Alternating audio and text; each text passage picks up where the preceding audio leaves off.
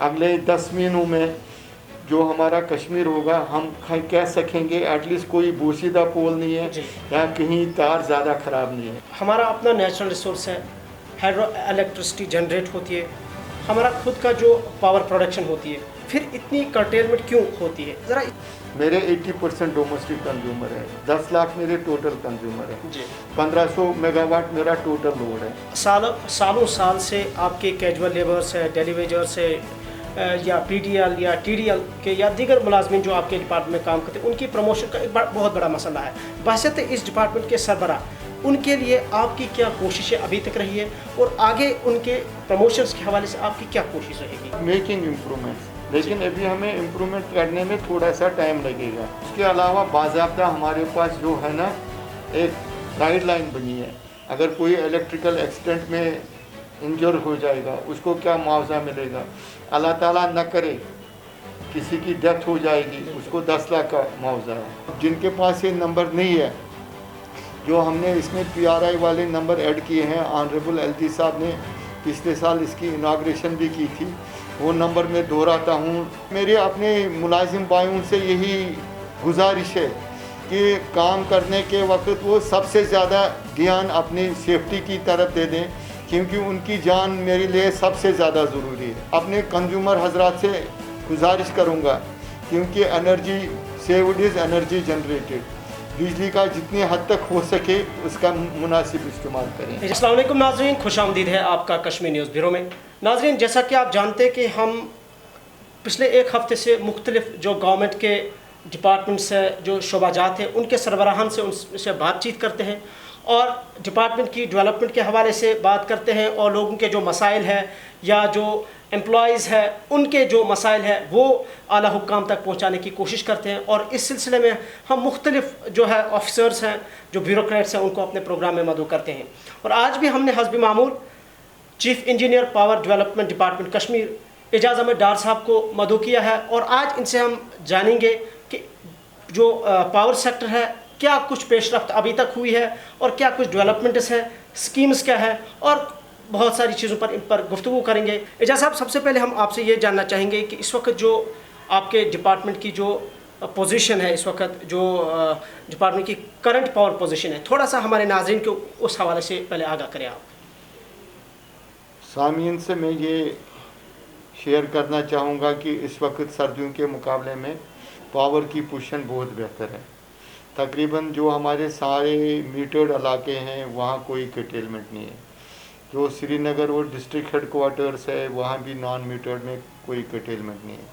हमारे Budgam district, Pulwama district, south Kashmir और north Kashmir में कुछ ऐसे पॉकेट्स हैं जहाँ because of receiving station constraints और लाइन कंस्ट्रेंट्स और ग्रिड कंस्ट्रेंट्स 2 से 3 घंटे की कर्टेलमेंट मैक्सिमम होती है और हम कोशिश करते हैं वो कर्टेलमेंट भी रिड्यूस करने की जब भी हमें अवेलेबिलिटी होती है। लेकिन थोड़ी सी कर्टेलमेंट 1-2 घंटे की हो जाती है 24 घंटों की इन इलाकों में। ये हो गया पावर आवर्स पोजीशन। तो रिगार्डिंग एनर्जी, पिछले साल हम 220 लाख यूनिट्स देते थे सिस्टम में इसी जून के महीने में। तो पिछले साल के मुकाबले में अभी भी हम 30 लाख यूनिट ज़्यादा देते हैं। जो मेरे पास कल के फिगर्स आए हैं उस हिसाब से कल दिन में हमने 250 megawatt 250 million lakh units energy दी है। दैट मीन्स अगर वो हो गया, अगर मैं बैक टू बैक कैलकुलेशन करूँगा, वो हो गया 1000 मेगावाट राउंड द क्लॉक, रात को भी और दिन को भी हमने सिस्टम में लोड दिया। आजकल हमारा जो पीक लोड जाता है वो 1250 से 1300 तक टच होता है इवनिंग और मॉर्निंग पीक में, और नाइट में ये बड़ा कम रहता है, इट फॉल्स लेस देन 1000। तो ओवरऑल मैं कहूँगा कि अल्लाह का शुक्र है, उतनी ही लोगों की शिकायत नहीं है कि हमें बिजली की अभी अदम दस्तियाबी है।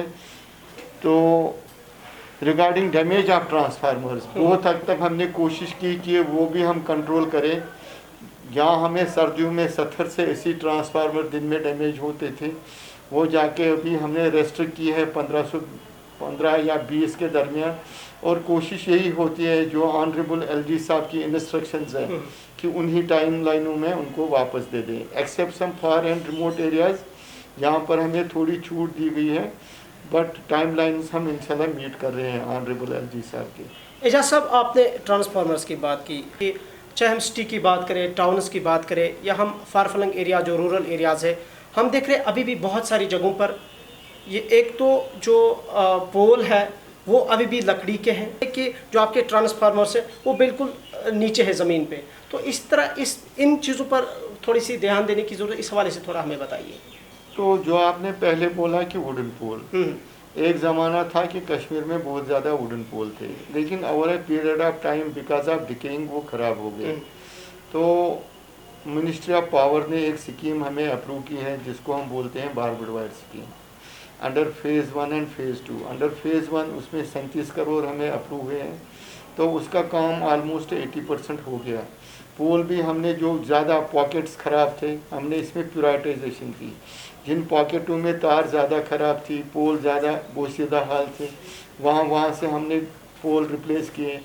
हम कंडक्टर जो हमें थ्रू सेंट्रल स्टोर्स आता था वो भी हमने ऑर्डर किया है। वो कंडक्टर आना थोड़ा डिले हो गया बिकॉज ये कोविड की वजह से थ्रू कंट्रीज फैक्ट्री बंद हो गई थी। जो ही बाकी कंडक्टर हमें डिलीवर हो जाएगा वो फेज़ 1 37 करोड़ के काम पूरे हो जाएंगे। जो फेज़ 2 का काम है उसमें हमने टेंडरिंग इनिशिएट की है, हमने पीएमए के लिए भी टेंडर निकाला है। जो ही हमें पीएमए सिलेक्ट हो जाएगा tendering will be initiated and I am hopeful 1.5 महीने में, आज से अगले 1.5 महीने में 45 से 50 दिन तक हम वो सारे काम अलाट करेंगे।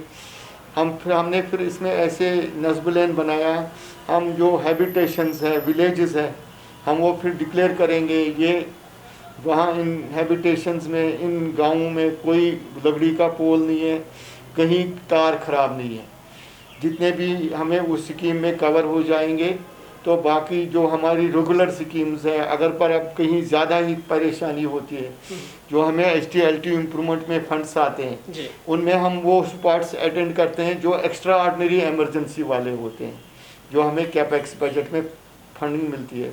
इंशाल्लाह it is a continued process और मैं होपफुल हूँ अगले 10 महीनों में जो हमारा कश्मीर होगा हम कह सकेंगे एटलीस्ट कोई बोसीदा पोल नहीं है या कहीं तार ज़्यादा ख़राब नहीं है। एजाज साहब, आम तासुर है यहाँ लोगों के अंदर कि हमारा अपना नेचुरल रिसोर्स है, हाइड्रो इलेक्ट्रिसिटी जनरेट होती है, हमारा खुद का जो पावर प्रोडक्शन होती है, फिर इतनी कर्टेलमेंट क्यों होती है? ज़रा इस पर थोड़ी सी वजाहत करें ताकि ये जो लोगों के अंदर आम तासुर है वो दूर हो जाए। मैं आपको ऐसी एक फैक्चुअल हकीकत दूंगा। जो मेरा यहाँ डोमेस्टिक कंज्यूमर है, मेरे 80% डोमेस्टिक कंज्यूमर है, 10 लाख मेरे टोटल कंज्यूमर है, 1500 मेगावाट मेरा टोटल लोड है।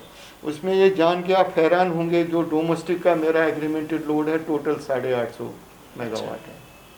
तो चूँकि मैं नहीं बोलता हूँ यहाँ बिजली की सर्दियों में काफ़ी ज़रूरत पड़ती है, बट पिछले साल जैसे लोगों ने मेरे साथ बहुत कोऑपरेट किया। मैंने लोगों को गुजारिश की थी कि जो पानी गर्म करने के आलात हैं वो अलग इस्तेमाल करें, जो कमरे गर्म करने के आलात हैं वो अलग इस्तेमाल करें और दोनों का मुनासिब इस्तेमाल करें। दोनों के मुनासिब इस्तेमाल करने से हम इसमें कामयाब हो गए थे। जो 19-20 की कटेलमेंट थी और 20-21 की कटेलमेंट, उसमें तकरीबन 35% हमने पिछले साल इम्प्रूवमेंट की। इस साल बड़े ग्रिड स्टेशनों की आगमेंटेशन हो रही है, हम भी जो हमारे क्रिटिकल एरियाज़ हैं हम भी आगमेंट कर रहे हैं। कोशिश है कि इस साल बहुत से बहुत बेहतर बिजली हम फराहम कर सकें। एजाज साहब, हर साल कश्मीर में इलेक्ट्रिक्यूशन होती है, यहाँ पर जो आपके मुलाजमीन होते हैं, हार्ड वर्किंग जो आपके लाइनमैन होते हैं, कैजुअल लेबर्स, डेली वेजर्स, उनकी डेथ होती है। लेकिन क्या इसका मतलब ये है कि आपके पास वो वेल इक्विपमेंट नहीं है, वो प्रोफेशनल नहीं है, या उनको जो उनके पास मॉडर्न इक्विपमेंट्स है उसकी कमी है जिसकी वजह से उनकी वो इलेक्ट्रिक्यूशन हो जाती है? इलेक्ट्रिक्यूशन जो हो जाती है उसका मेरे को बहुत अफसोस है, बहुत ज़्यादा अफसोस है। ये जो हमारे फील्ड में लोग काम करते हैं ये मेरे बाजू है। तो मेरी बहुत कोशिश होती है जब भी कहीं फॉल्ट आता है, कहीं आंधी चलती है, तूफ़ान चलता है, बर्फ़बारी होती है, मैं स्टाफ को जायज़ टाइम देता हूँ रेस्टोरेशन का। जहाँ तक मेरा तजुर्बा है, जहाँ तक हम मेरे पास फिर बाद में रिपोर्ट आते हैं, जहाँ पर भी ये एक्सीडेंट हो जाते हैं वहाँ पर SOPs का फॉलोअप नहीं हुआ होता है। तो एक हो गया SOPs का follow up, that is the major cause for accident. दूसरा है जो हमने सेफ्टी, मैं नहीं बोल रहा हूँ भी 100% हमने इशू किया है, and it is a continued process. जो हम सेफ्टी इक्विपमेंट लाते हैं फील्ड वालों को इशू करते हैं, लेकिन जितना भी इशू होता है वो भी प्रॉपरली, जब शटडाउन होता है, रेस्टोरेशन का काम होता है, इमरजेंसी शटडाउन होता है, इमरजेंसी रेस्टोरेशन होती है, वो 100% इस्तेमाल नहीं किया जाता है। यही दो वजह है कि एक SOPs का नॉन फॉलोअप, दूसरा lack of using of critical safety equipment, that leads to accident. Ejaz साहब आपने एक मिनट, तो इसमें मैंने again to eradicate accidents completely, department की ये पॉलिसी है कि हमने सेफ्टी ऑफिसर्स नॉमिनेट किए, उनको हमने काम दिया है कि वो बाज़ाब्ता ट्रेनिंग्स इशू करेंगे, training sessions, will be conducting safety मेलाज in every sub division, educating people how to safeguard their lives wire working. तो इंशाल्लाह आप देखेंगे कि अगले कुछ महीनों में अल्लाह से मेरी यही दुआ है कि कोई एक्सीडेंट ही ना हो जाए, लोग समझे अपनी जान की कीमत क्या है। अगर बिजली रेस्टोरेशन करने में कहीं 5 मिनट ज़्यादा भी लगेंगे, बट मैं स्टाफ को बोलता हूँ पहले आप, जो पहली प्रायोरिटी है वो सेफ्टी मेजर्स हैं, ताकि पहले आपकी जान सिक्योर हो जाए। एजाज साहब आपने सेफ्टी गियर्स की बात की या इक्विपमेंट्स की बात की, इसी हफ्ते मैंने कई सारे एम्प्लॉयज़ से, जो आपके लाइनमैन है, कैजुअल लेबर है, जो काम फील्ड वर्कर जो है आपके, उनसे बात की। उनका यही कहना है कि आला हुकाम तो इस बारे में सिर्फ ऐलानात करते हैं, लेकिन अभी तक हमारे पास इस तरीके के इक्विपमेंट नहीं है ताकि हम अपने आप को बचा सकें।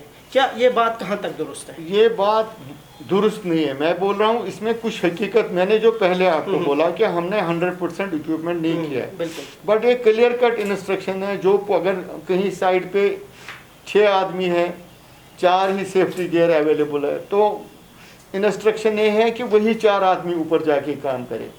नीचे वाले 2 आदमी जो सेफ्टी गियर के बगैर अभी है, क्योंकि अभी 100% सेफ्टी इक्विपमेंट इशू नहीं हुआ है, let them work on the ground. क्योंकि इसमें जो सेकेंडरी काम होते हैं, जो फील्ड पे रह के ही चलते हैं, उनको ज़रूरी नहीं है ऊपर जाना।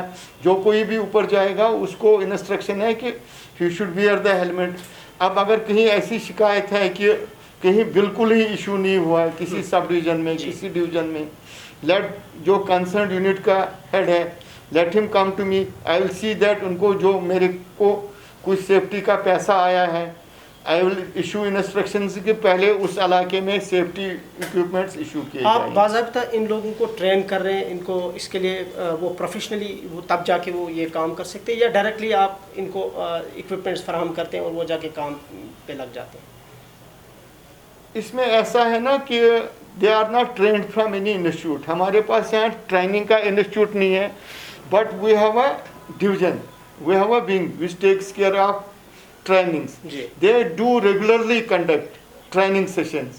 उसमें वो हमारे लाइनमैन को बुलाते हैं, मीटर रीडर्स को बुलाते हैं, जेईज को बुलाते हैं, कैजुअल लेबरों को बुलाते हैं। तो they conduct a training, they train him. At the end of the training they issue them safety tools, they issue them working tools as well. अभी 100% ट्रेनिंग नहीं हुई है, but it is a continued process. तो उसके अलावा mock drills पिछले साल हमने भी की, इस साल भी हम प्लान कर रहे हैं कि जब शट डाउन करना हो, what are the steps which are to be followed, जब शट डाउन क्लियर करना हो, what are the steps which are to be followed, जब काम करने चढ़ना हो पहले लोकल अर्थ कैसे करें, पहले आइसोलेशन कैसे चेक करें कि आइसोलेशन हुए। तो वजह क्या होता है कि एक्सीडेंट होता है, ये जो सारे नॉर्म्स डिफाइंड है इनकी कहीं ना कहीं ब्रीच हुआ होता है जी। ये ब्रीच होने से मे बी शटडाउन प्रॉपर नहीं हुआ हो, may be earthing proper local नहीं हुई हो, मे बी आइसोलेशन प्रॉपर नहीं हुई हो, मे बी आदमी चढ़ गया, उसने प्रॉपर लेडर इस्तेमाल नहीं की, उसने सेफ्टी बेल्ट इस्तेमाल नहीं किया, उसने हेलमेट इस्तेमाल नहीं किया, those lapses lead to accident. जी एजाज साहब, सालों साल से आपके कैजुअल लेबर्स है, डेलीवेजर्स है, या PDL या TDL के या दीगर मुलाजमीन जो आपके डिपार्टमेंट में काम करते हैं, उनकी प्रमोशन का एक बहुत बड़ा मसला है। बहसत इस डिपार्टमेंट के सरबरा, उनके लिए आपकी क्या कोशिशें अभी तक रही है और आगे उनके प्रमोशंस के हवाले से आपकी क्या कोशिश रहेगी? जो बेसिकली अलग अलग डिपार्टमेंटल प्रमोशन कमेटीज़ बनी हैं जी, बिकॉज ऑफ जो लास्ट ईयर से जो हमारी कॉर्पोरेटाइजेशन होगी, थोड़ा ये डिपार्टमेंटल प्रमोशन प्रोसेस में कोताही होगी। बट इस साल हम कोशिश कर रहे हैं, जो अगर कहीं कहीं डीपीसी में डिले हुआ है वो इमीडिएटली हम वो लैक्यूना दूर करके जो कोई भी एलिजिबल है उनकी प्रमोशन हो जाए। Regarding regularisation of our PDL TDL workers, जो उनका 2019 में डीपीसी हुआ था, जी कॉर्पोरेशन बनने के बाद our rule change, that file has gone to secretariat, once that is approved there, तो आई एम होपफुल उनके ऑर्डर आ जाएंगे। पहले हम डिपार्टमेंट थे, अब हम कॉर्पोरेशन में चेंज हो गए, उसकी वजह से उसमें डिले हो गया।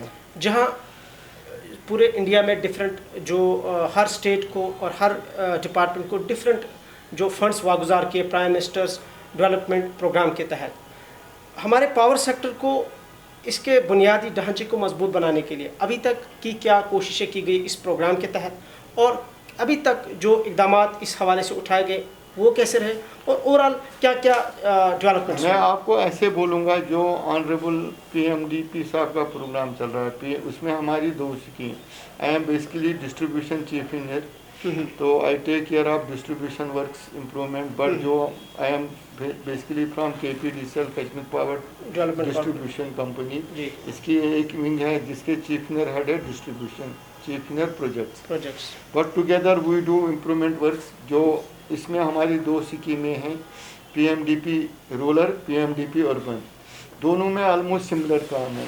हम ये जो फीडर है, फीडर लॉसेस रिड्यूस करने के लिए हम एबी केबलिंग कर रहे हैं, मीटरिंग कर रहे हैं। मीटरिंग जो उन इलाकों की है आरईसी पीडीसीएल हमारी कर रहा है, जो बड़े बड़े ट्रांसफार्मर हैं उनकी जगह हम छोटे लगा रहे हैं, 100 kV 63 kV, और कहीं पर जहाँ पर आइसोलेटेड लोड हो वहाँ पर 25 kV। उससे क्या होता है, जो हमारे एलटी लॉसेस होते हैं वो कम होते हैं। Same scheme is applicable for PMDP rural में भी इसी की स्कीम पैरेलल है। एक होगी पीएमडीपी स्कीम जिसका आपने भी बोला, फिर डीडीयूआई में भी हम काम कर रहे हैं। डीडीयूआई स्कीम में that is only for rural, उसमें भी हम जो बड़े बड़े पॉकेट है जहाँ पर एलटी बहुत ज़्यादा है वहाँ पर हम एडिशनल डीटीज़ लगा रहे हैं। 11 kV लाइनों की अपग्रेडेशन कर रहे हैं, 33 लाइनों की अपग्रेडेशन कर रहे हैं। जहाँ पर रिसीविंग स्टेशन ओवरलोडेड है, बिकॉज ऑफ ओवरलोड लॉसेस ज़्यादा होते हैं, वहाँ हम डीडीयूआई में भी रिसीविंग स्टेशन ऐड कर रहे हैं। और जो सौभाग्य स्कीम है उसको अमलाने में अभी तक क्या बदलाव है? I will tell you. और उसके बाद आईपीडीएस स्कीम है, आईपीडीएस स्कीम में भी सेम पैरामीटर सेम है। Distribution transformers are added, cable is being done, feeder improvements are done.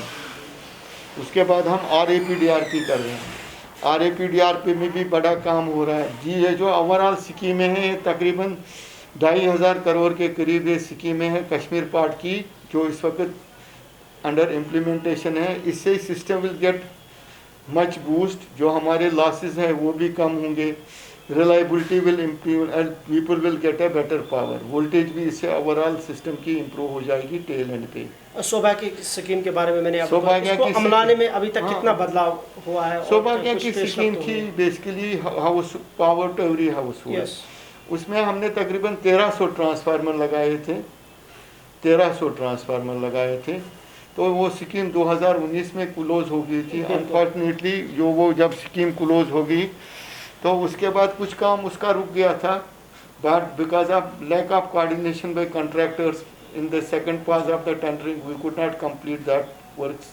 अब हमारी कोशिश है जो बैलेंस काम है वो हम through various schemes in future complete करेंगे। एजाज साहब, वो इसी स्कीम के अंडर एक नारा था घर घर बिजली, क्या इस वक्त कश्मीर के हर जगह पर, हर गांव में, हर कोने में अभी इस वक्त इलेक्ट्रिसिटी है, या अभी ऐसे गांव हैं कुछ जहां पर अभी जहाँ तक जो है ना रूरल हेमलेट्स जो कुछ बांडीपोरा के हैं, गुरेज साइड में, और जो कुपवारा के हैं, लास्ट ईयर जो हमारी सबसे मेजर अचीवमेंट थी डिस्ट्रीब्यूशन की, जो हमारा पहले मच्छल और कैरन होता था वो साल भर पूरे साल के साल जनरेटर पे चलते थे।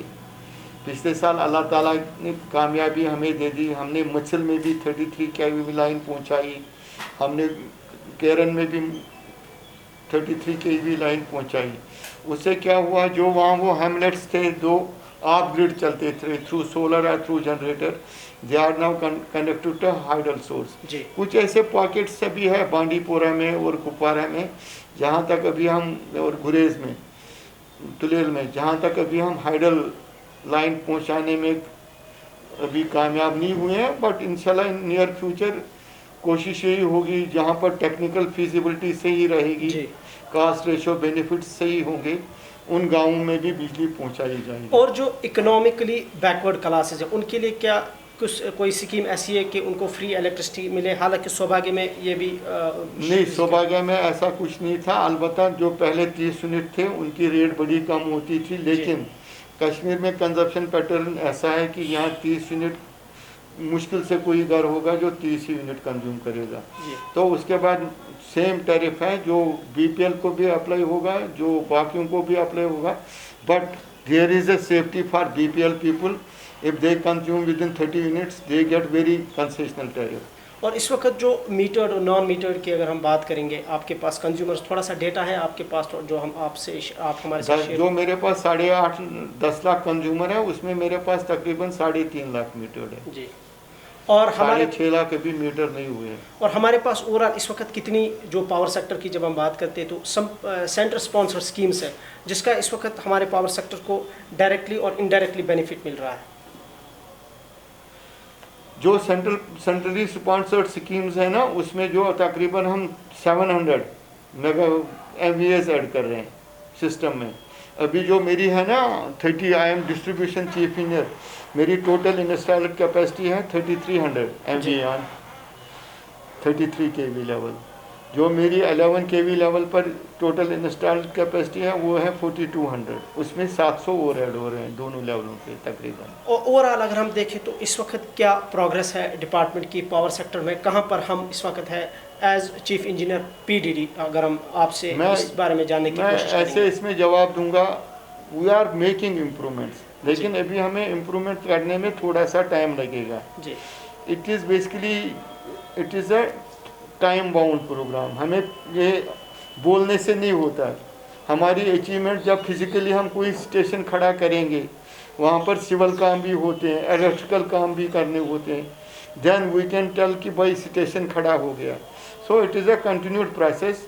कोशिश यही है कि इस साल हम पिछले साल के मुकाबले में बेटर परफॉर्म करें। एजा सब कोरोना की सेकंड वेव से हम इस वक्त गुजर रहे हैं, हर एक डिपार्टमेंट को इसका खमियाजा भुगतना पड़ा, लॉस हुआ।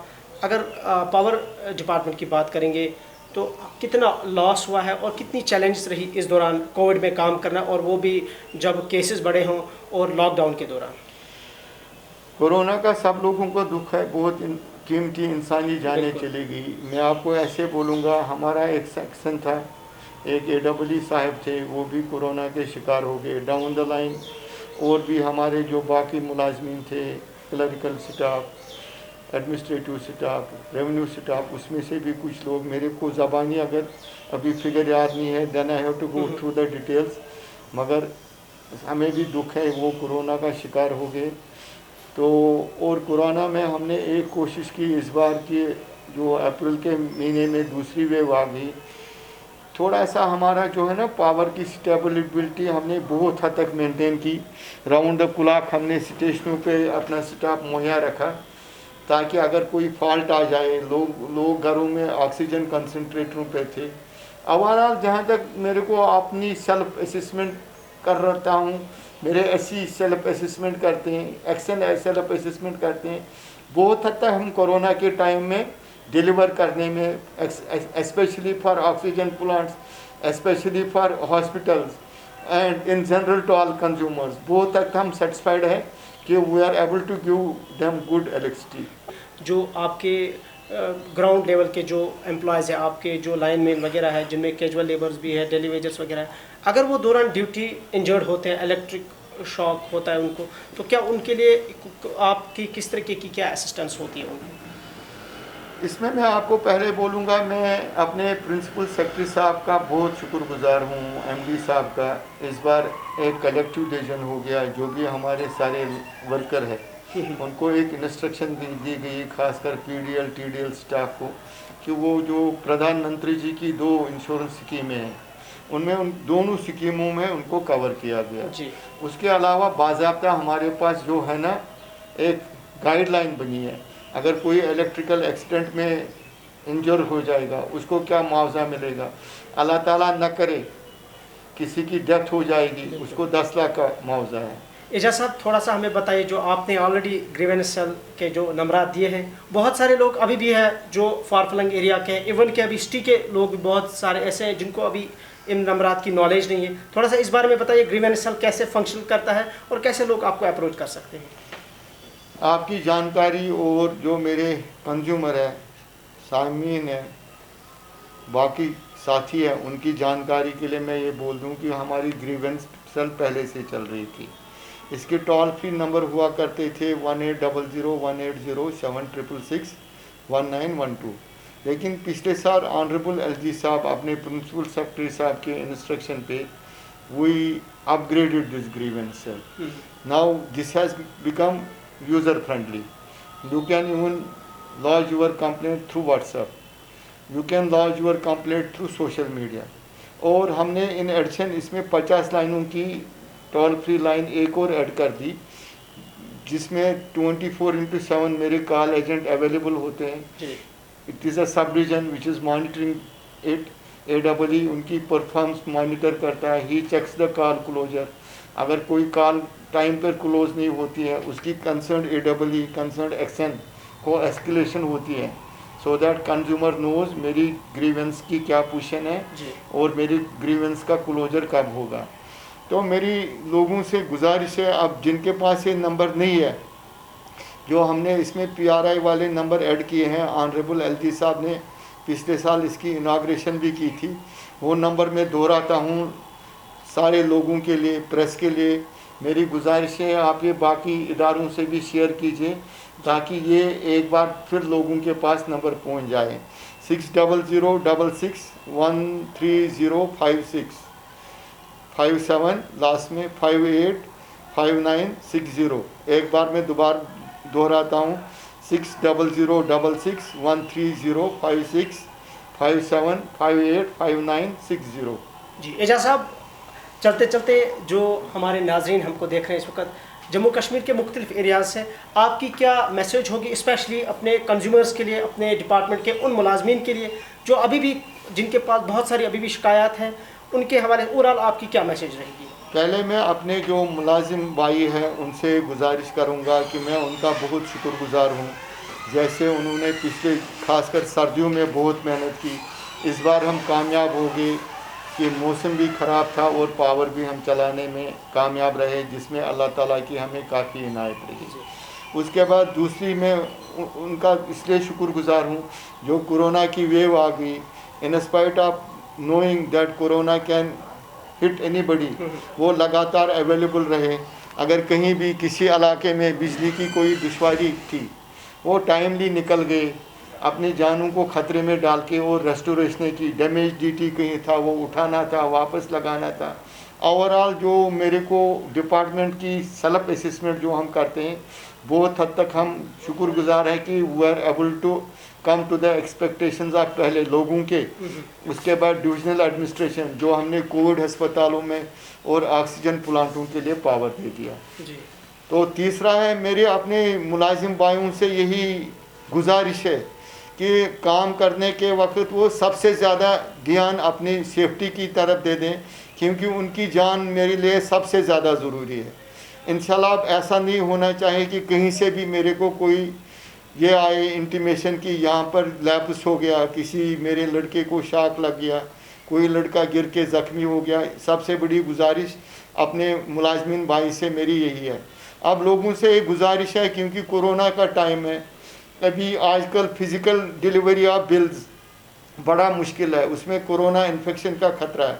हमारी ऑनलाइन एप्लीकेशनें चलती हैं, बिल सहूलियत है, jkptt.net है, और वो उसके थ्रू अपनी बिल डाउनलोड करके टाइम पे बिजली बिलों की अदायगी करें। क्योंकि अब हम कॉरपोरेशन में बने हैं, पहले हम डिपार्टमेंट थे और कॉरपोरेशन को हम इंशाल्लाह प्रॉफिटेबल बनाना चाहते हैं। जो ही लोग हमसे कॉपरेट करेंगे, बिजली की फ़ीस टाइम पे अदायगी करेंगे, एक उनका उससे सरचार्ज बच जाएगा। and will be also able to perform and will be also able to tell to the authorities, yes, after becoming corporation from department we have been improving day in and day out. और last में मैं अपने consumer हजरात से गुजारिश करूँगा, क्योंकि energy saved is energy generated, बिजली का जितनी हद तक हो सके उसका मुनासिब इस्तेमाल करें। एजाज साहब, आपके कीमती वक्त का बहुत बहुत शुक्रिया, आपने हमें अपना कीमती वक्त दिया। Thank you very much, thank you all. नाज़रीन, ये थे हमारे साथ एजाज अहमद डार साहब जो chief engineer power development department Kashmir है, और इनसे आज हमने गुफ्तगू की क्या कुछ प्रोग्रेस है, क्या कुछ डेवलपमेंट्स है, स्कीम्स किस तरह की हैं और अभी तक क्या कुछ बदलाव आया है पावर सेक्टर में। और आखिर पर इन्होंने मैसेज भी दी अपने जो पीटीडी के जो एम्प्लॉयज़ हैं और जो कंज्यूमर्स हैं। नाज़रीन, अगले प्रोग्राम में एक और शख्सियत के साथ हाजिर खिदमत होंगे, तब तक के लिए अल्लाह हाफ़िज़।